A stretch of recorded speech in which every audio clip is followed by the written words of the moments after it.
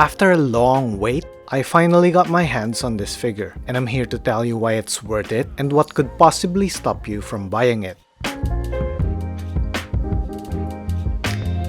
Agent Venom's true identity is Eugene Flash Thompson. He bullied Peter Parker in high school but ironically came to admire Spider-Man. He fought in the Iraq War as a soldier, where he was gravely injured and lost both legs. Despite this, he continued working for the military, where he was asked to bond with the Venom symbiote. This allowed him to walk again, and thus Agent Venom was born. You can find out more about Agent Venom's origins by checking out the Comic Storian here on YouTube. Links on the description down below.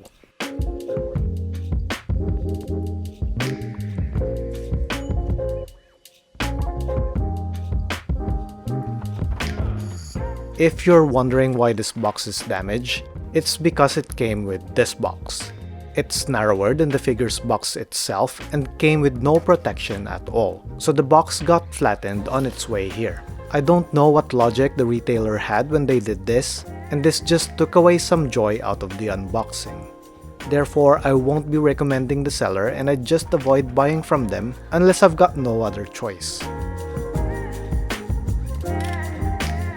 Going back to the unboxing, there's no cardboard insert inside, and all the parts, accessories, and the instruction manual are inside the hard plastic shell.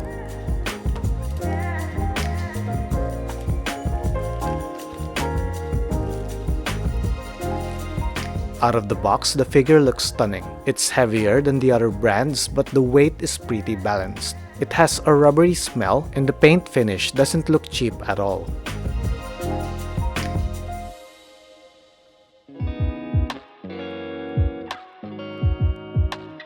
The figure has a mix of matte and glossy textures, with pearlescent white effect on the eyes, the spider emblem, the shoulder armors, and thighs. The symbiote parts are glossy and textured, which emphasizes the symbiote elements. The matte paint works well on his uniform, where you can see outstanding sculpting for the body's musculature and creases on the clothing.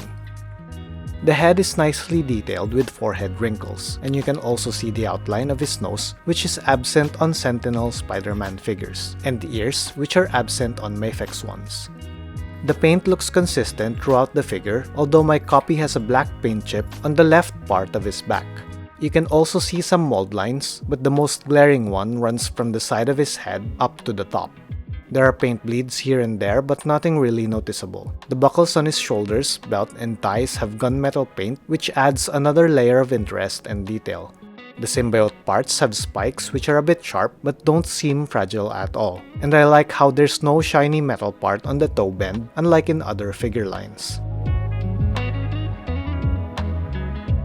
Overall, the paint finish and detail look good despite the usual paint flaws and mold lines.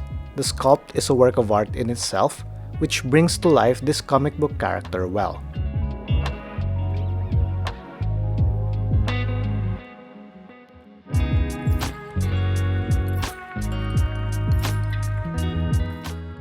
The head can rotate on the base of the head and the neck. He has good side-to-side movement, and this collar moves a bit. He can look up not much, and look down all the way. This is how the head joint looks like. And here you can see the eye pegs, which can be replaced. The collar can be removed, but it won't help improve the up and down articulation. The shoulders move this way, and he can cross his arms this way depending on how the joint is oriented. The upper arm connects to a ball joint, so there's extra movement there. Same with the shoulder armors, which are a bit flexible. The arms swing forward and back on a ball joint. Without the shoulder armor, you can see the range of movement better. And here's full rotation on the shoulders. Arms can go sideways, much more so without the armor. The figure has full rotation on the biceps and forearm that connects to a ball joint. Arms can bend more than 90 degrees. And this is how it looks like at the back. The hands can swivel but not much with the hands on and has full rotation. The torso has good side-to-side motion with joints on the upper and lower bits. It has nice rotation as well, but can't do a full 360. He can bend forward a lot and bend back this much. Bending forward will expose the joints at the back. His belt has a joint that allows it to swivel and rotate. Legs can go side to side, almost making a full split. There's a limitation going back, but can still go forward and back this much. He has thigh rotation, and there's a groove at the back to allow a more than 90-degree knee bend. There's a ball joint below the knees for added movement. The feet can move forward and back, has a bit of rotation, and allows a pivot. Lastly, he has good toe bend. Overall, the articulation is good and allows you to recreate a lot of dynamic poses.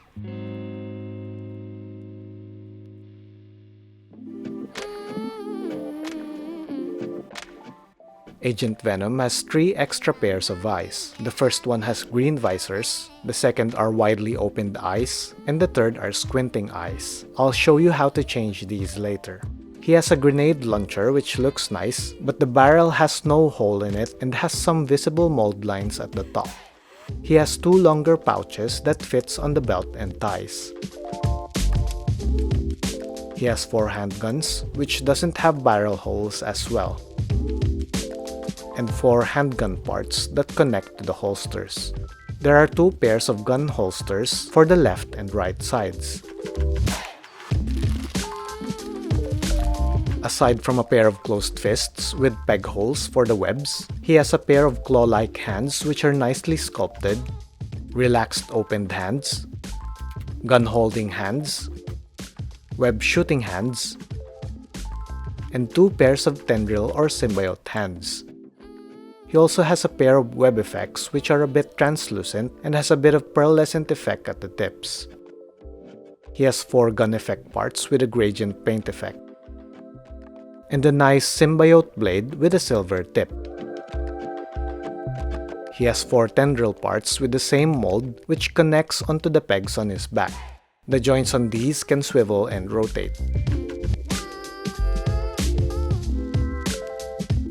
He also comes with 2 short tendril parts and 2 longer ones. These can also swivel and rotate. Agent Venom also comes with a generic Kyodo stand with multiple adjustable joints and claw arms that you need to assemble. There's also this small plastic piece to push out the eyes out of the sockets. And lastly, spare joints for the tendrils and hands. Agent Venom has a ton of accessories. You can mix and match these parts to suit your needs and add a bit of customization to the figure. But after playing with it for a while, I realized I don't need the longer pouch bags, but it's something I can probably use with other Revoltech figures. It's the same for the spare holsters. The yellow gun effect parts are a welcome addition, and the tendrils really make this figure unique and a joy to pose and play with. Overall, it's a bit too much, but at the end of the day, I can just keep them and use only the parts I want.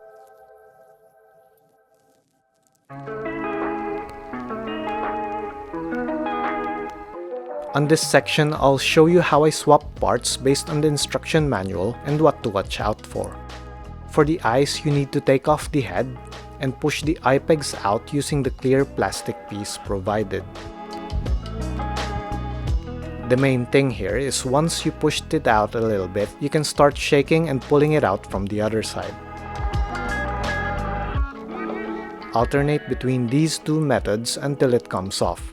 Just be careful not to pull too hard or you'll end up with a broken peg. Do it on the other side, and once you pulled it out, you can then swap the other eye parts over.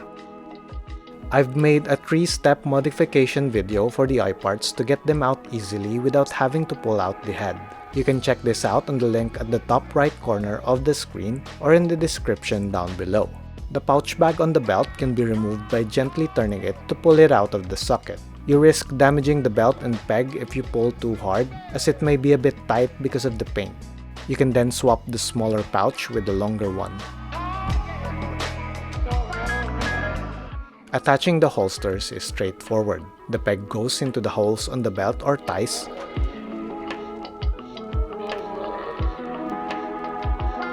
and the gun part connects at the top. The guns simply slide on the gun-holding hands.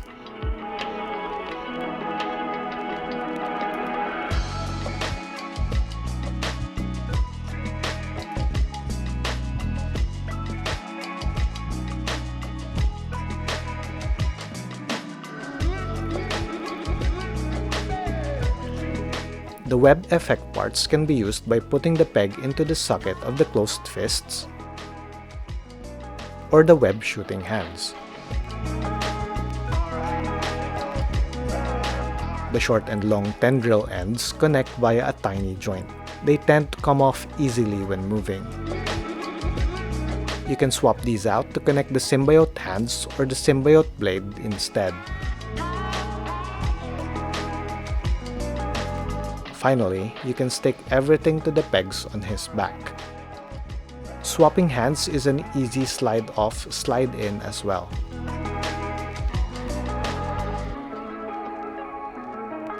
Lastly, the gun effect parts can be connected to the gun barrels through this hole.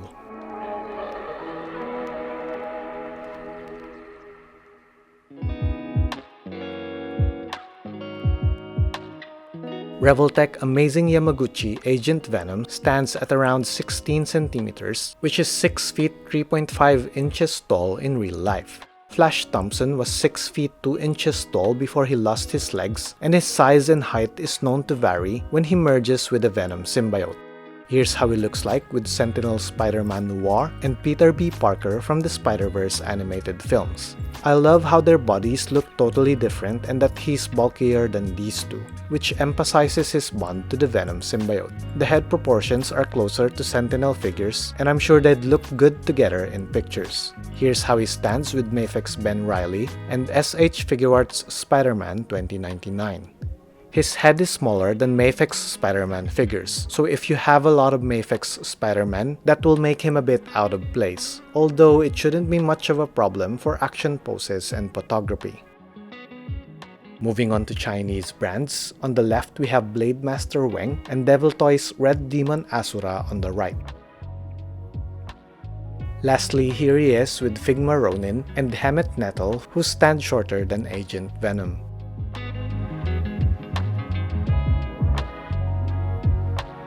He will definitely look in scale with Spider-Man figures from other lines, including Marvel Legends and SH Figuarts. You might have a bit of a proportion issue with Mafex heads, and they may not look good standing side by side. Overall, he looks okay and in scale with other characters from other figure line.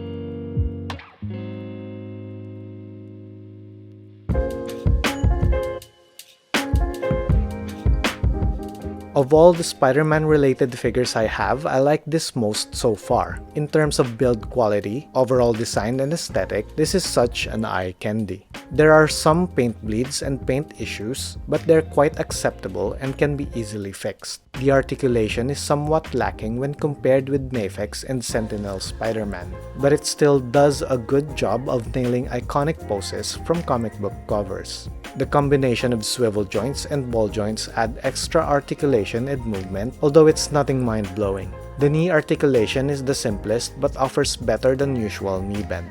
The downside is that the ball joints tend to mess up the orientation of the swivel joints on the shoulders, and it can be difficult to align them to get the pose you want. I love how the tendrils are designed because despite having the same mold, they don't seem identical at all when you change their angle and position. The organic design and flow make them look nice in pictures. They do come off though while posing, which can be a bit annoying. The eyes are a pain to swap out initially and would risk damaging the head joints, but a simple modification can solve this problem. Make sure to check my video on that.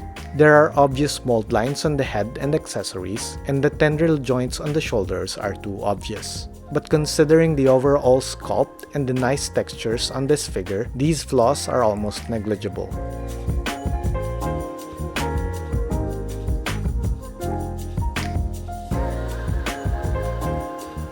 Revoltech Agent Venom is not perfect by any means, but I can understand why a lot of people think this is a candidate for Figure of the Year. The cool design matched with ample accessories and gimmicks make for a joyful experience. However, some paint imperfections and glaring mold lines on the body and accessories might turn you off, and the bonus Venom head, which I didn't get, makes it more expensive. Overall, whether you're an Agent Venom fan or just love action figures in general, I believe this figure is something you'd enjoy. Thanks for watching. Don't forget to check how I modified the eye parts for this figure, links on the description down below.